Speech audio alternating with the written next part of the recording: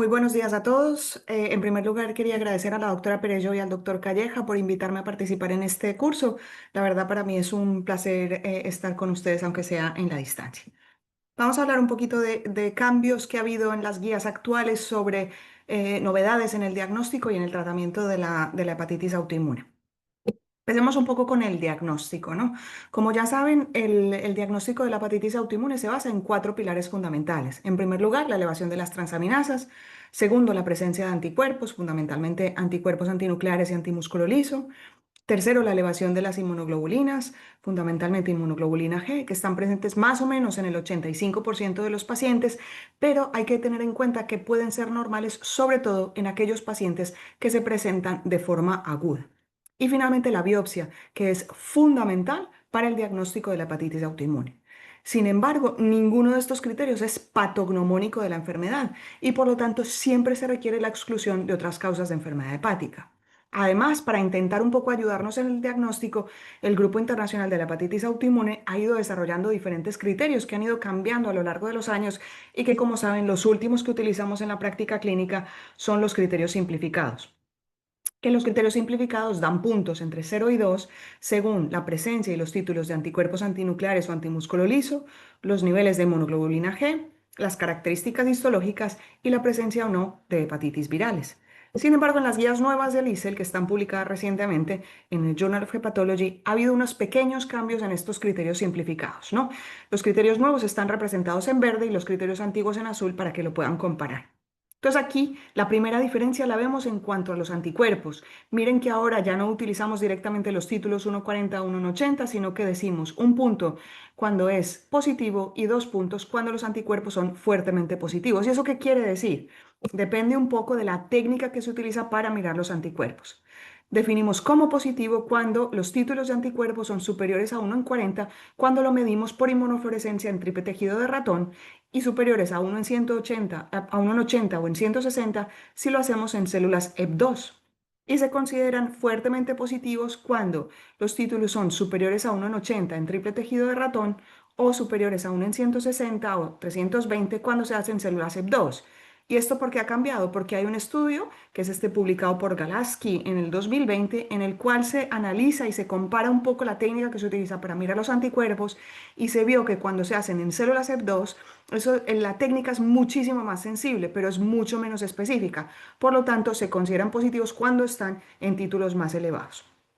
Y cuando se hacen por ELISA, obviamente aquí los títulos se tienen que ajustar en función de la técnica que se utilice y de cada laboratorio. Entonces eso tenerlo en cuenta. Y también ahora se incluyen puntos, 2 puntos, a la presencia de anticuerpos anti-LKM y anticuerpos contra el antígeno soluble hepático que no estaban considerados en los criterios antiguos. Además de los anticuerpos, también ha cambiado la biopsia o nos sugieren cambiar un poco la biopsia, aunque no están del todo actualizados. Nos recomiendan sustituir compatible por posible y típica por probable, según los criterios del consenso entre patólogos y el Grupo Internacional de la Hepatitis Autoinmune publicados en el 2022, que son estos, ¿no? Entonces, hasta ahora, ¿no? Lo que consideramos como típica es esto que ven aquí: hepatitis de interfase, infiltrado portal linfoplasmocitario, en peripolesis y rosetas, y consideramos compatible cuando hay características de hepatitis crónica, pero ninguna de las típicas. Entonces, ¿cuál es el problema de estos criterios? Que aquí no consideramos la enfermedad hepática concomitante y de hecho había un asterisco en los criterios simplificados que decía, si el paciente tiene en la biopsia características histológicas de otra enfermedad hepática, como por ejemplo esteatosis, ya no podíamos decir que tenía una hepatitis autoinmune. Y lo otro que no estaba considerado eran los pacientes que se presentaban de forma aguda, que todas estas características de típica compatible no se ven cuando el paciente tiene una presentación aguda. Entonces, por eso, ahora lo que se recomienda es utilizar esto, ¿no? Probable o posible. Aquí pueden ver que el probable o posible va en función de las características de inflamación portal, hepatitis de interfase, inflamación nuclear y los grupos de células plasmáticas que se definen como 5 a 10 células plasmáticas juntas. Pero aquí lo interesante para mí de estos criterios es que miren, si el paciente además de eso tiene signos de otra enfermedad hepática, por ejemplo, pongamos esteatosis o esteatopatitis, el diagnóstico de hepatitis autoinmune todavía puede ser posible si el paciente presenta alguna de estas características que hemos comentado antes. Y lo otro que es interesante es que ahora ya también hay algunos criterios para los pacientes que se presentan de forma aguda, como por ejemplo la presencia de hepatitis lobulillar, perivenulitis central y sobre todo la presencia de células plasmáticas localizadas alrededor de la vena central. Y esto puede estar acompañado o no de inflamación en el espacio porta. Entonces, os recomiendo que lo lean porque es interesante, ¿no? Y empecemos a utilizar estos criterios para que los podamos validar para el futuro. Una vez hemos hablado del diagnóstico, pasemos ahora al tratamiento. Entonces, ¿cuál es el objetivo del tratamiento? El objetivo ideal es la remisión histológica, pero normalmente no hacemos biopsias de seguimiento a estos pacientes cuando van bien. Entonces, nuestro objetivo real en el día a día es que el paciente alcance lo que llamamos la respuesta bioquímica completa, que se define como la normalización de las transaminasas y las IgG a los 6 o 12 meses de haber empezado el tratamiento. Eso no quiere decir que si a los 12 meses los análisis no son normales, tenemos que correr a cambiar el tratamiento. Simplemente es una llamada de atención para ver que algo está pasando y que nos tenemos que replantear cosas. ¿Y qué tan frecuente encontramos la respuesta bioquímica completa en los pacientes con hepatitis autoinmune? Miren, en esta gráfica que les muestro aquí se muestran datos de un estudio retrospectivo del Grupo Internacional de la Hepatitis Autoinmune en el que se ve que más o menos un 68% de los pacientes alcanzan la respuesta bioquímica completa. Sin embargo, un estudio más moderno, ¿no? Un estudio más prospectivo del registro de la ARN muestra que solo el 50% de los pacientes alcanzan la respuesta bioquímica con el tratamiento estándar a los 6 meses de haber empezado el tratamiento. O sea que tenemos que mejorar un poco el tratamiento de estos pacientes. ¿Y por qué es tan importante que el paciente alcance la respuesta bioquímica completa? ¿Por qué estamos tan obsesionados? Miren, porque los pacientes que normalizan totalmente la analítica tienen una supervivencia claramente mejor que los pacientes que no la normalizan. Teniendo esto en cuenta, pues cómo tenemos que tratar a los pacientes. En esta diapositiva les muestro un poco los dos esquemas de tratamiento que hay en las recomendaciones de las guías americanas del 2021 y de las guías europeas recientemente publicadas. Hay ciertas pequeñas diferencias, ¿no? La primera es que normalmente los americanos utilizan siempre una dosis bajita de corticoides, entre 20 y 40 miligramos al día, y que además de eso se permite el uso de budesonida indistintamente a la prednisona. Si nos vamos ahora a las guías europeas, miren que ahora la recomendación es utilizar dosis baja de prednisona y esto acompañarlo de azatioprina o micofenolato. Vamos a ver un poquito esto más en detalle. Empecemos con el tema de los corticoides. ¿Por qué pasamos a utilizar siempre una dosis baja de corticoides de 0,5 miligramos por kilo día? Pues esto se basa en este estudio que les muestro aquí, que es un estudio multicéntrico europeo en el cual se comparan los pacientes que reciben dosis baja de corticoides menores a 0,5 versus los pacientes que reciben dosis más alta, superior a 0,5. Aquí ven las características clínicas de estos pacientes y como era de esperar, pues los que reciben dosis más altas tenían normalmente unas transaminasas más altas. Pero a pesar de eso, ¿no? Si analizamos la tasa de normalización de transaminasas o de respuesta bioquímica completa, miren que no hay diferencias entre los dos grupos, o sea que da igual utilizar dosis más alta o dosis más baja de corticoides que los pacientes alcanzan una normalización de las transaminasas similar y una respuesta bioquímica completa similar. Por eso, empezar siempre con dosis baja de prednisona. Y aquí nos dice también las guías que en algunos pacientes seleccionados, sobre todo aquellos que se presentan con una forma grave, ¿no? Una hepatitis aguda grave, por ejemplo, se podía plantear utilizar una dosis más alta de 1 miligramo por kilo a día, pero no es obligatorio. Aquí se puede escoger entre una dosis baja y una dosis alta. Y el otro cambio de estas guías es que no recomiendan la utilización de la budesonida. Esto se basa entre ellos en un estudio que hemos hecho aquí en España, en los datos del registro COLAI, en el cual se ve que la budesonida claramente es inferior a la prednisona para alcanzar la respuesta bioquímica completa. Y la otra cosa que es interesante, el otro cambio, es que aquí, como fármaco acompañante de la prednisona, podemos utilizar indistintamente azatioprina o micofenolato. Y esto se basa en este ensayo clínico que compara los dos fármacos, ¿no? Los pacientes se le autorizaron a recibir prednisona en combinación con micofenolato o con azatioprina. Y como pueden ver en la gráfica, aquí el micofenolato fue mejor. Y fue mejor sobre todo porque los pacientes que estaban con azatioprina tuvieron que suspender por efectos adversos. El estudio tiene algunas limitaciones, ¿no? Que es un estudio abierto, que todos los pacientes que estaban con acetopina reciben una dosis fija y no ajustada por peso, como es lo que está recomendado en las guías, y que además de eso los pacientes en el grupo de azatioprina tenían las transaminasas más altas que los pacientes en el grupo de micofenolato. Entonces, a pesar de eso, ¿no? Y que el estudio tiene algunas limitaciones, pues es un ensayo clínico bien hecho y por eso nos permite utilizar indistintamente micofenolato o azatioprina en el tratamiento de inducción y de mantenimiento. Entonces, con esto podemos tener varias opciones, ¿no? Que el paciente responda al tratamiento y en ese caso lo mantenemos durante al menos 2 años y luego, pues si el paciente lo decide y el médico lo considera, se puede intentar quitar la medicación. Y por otro lado, podemos tener pacientes que tengan intolerancia al tratamiento que le damos y en ese caso podemos cambiar por el otro. Si toma azatioprina, cambiar a mercaptopurina o micofenolato y si toma micofenolato, pues se puede cambiar a azatioprina y si no tolera ninguna de estas opciones, mantener monoterapia con corticoides que puede ser prednisona o incluso aquí sí que se podría cambiar a budesonida para tener menos efectos adversos de los corticoides a largo plazo.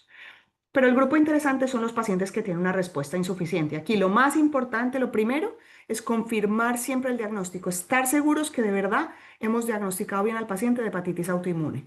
Lo segundo es revisar la adherencia, si el paciente se toma bien la medicación.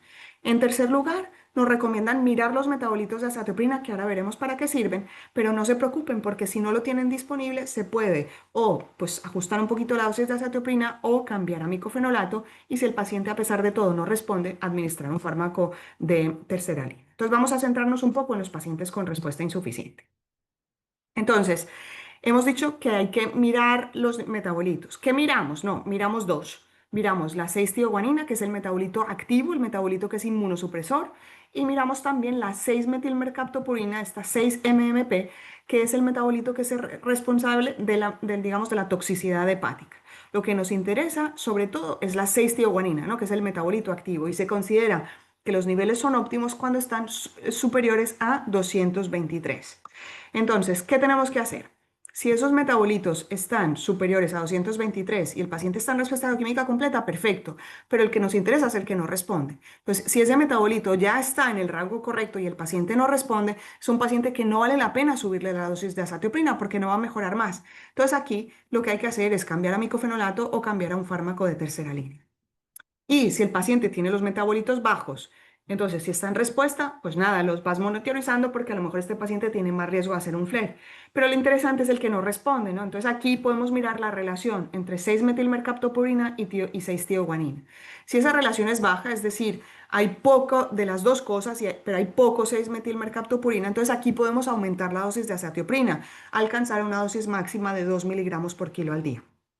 Pero si esta relación va a favor de la metilmercaptopurina, es decir, la relación es superior a 5, hay más 6-metilmercaptopurina aquí, se puede utilizar una estrategia que consiste en administrar alopurinol 100 miligramos al día en combinación con dosis bajitas de azatioprina, un 25% de la dosis que el paciente estaba recibiendo.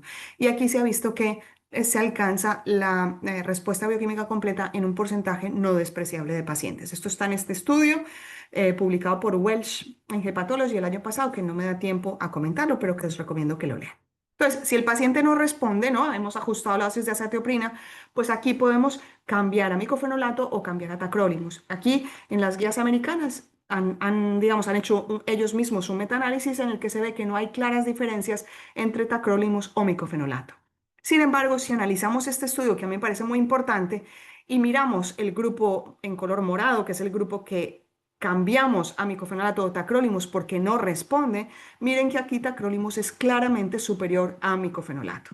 Entonces, se puede probar micofenolato, que es lo que dicen las guías, porque se utiliza, es muy fácil de utilizar, no hay que monitorizarlo, se tolera en general muy bien. Y si el paciente no responde, pues ya cambiar a tacrolimus o a otro medicamento de tercera línea. ¿Cuáles son estos otros medicamentos? Pues son los biológicos. Aquí tenemos dos opciones, o utilizar infliximab o utilizar rituximab. Aquí, como pueden ver, el infliximab en un esquema de tratamiento que es igual al que se utiliza para la enfermedad inflamatoria intestinal, pues ha logrado ¿no? alcanzar la respuesta bioquímica en un número no despreciable de pacientes. Y en el otro lado pueden ver el rituximab. El rituximab también es un fármaco bastante bueno, ¿no? En este estudio también con datos del registro español se ve que un porcentaje muy importante de pacientes que no respondían, tenían una hepatitis autoinmune refractaria, que se ve en las columnas del medio, alcanzan la respuesta bioquímica completa y también nos permite disminuir la dosis de corticoides en un porcentaje muy importante de pacientes. Y por lo tanto, pues se puede utilizar indistintamente, como ponen las guías, aquí les dejo el texto exacto, tacrolimus, infliximab, rituximab o belimumab para los pacientes que no responden. ¿Cómo decidir? Depende un poco de la experiencia que tenga el médico con el fármaco que va a utilizar, que lo sepa administrar, que lo sepa monitorizar, que sepa mirar los efectos adversos.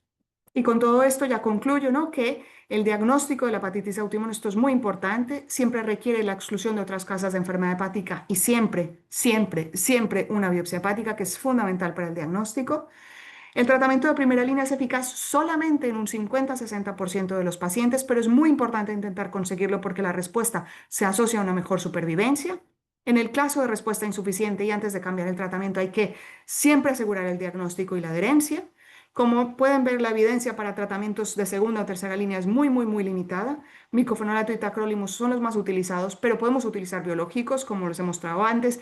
Y finalmente, es muy importante que trabajemos todos juntos, que diseñemos estudios prospectivos, que diseñemos ensayos clínicos para que podamos avanzar en el tratamiento de los pacientes con hepatitis autoinmune. Muchísimas gracias a todos por su atención y espero verlos en la discusión para comentar las preguntas.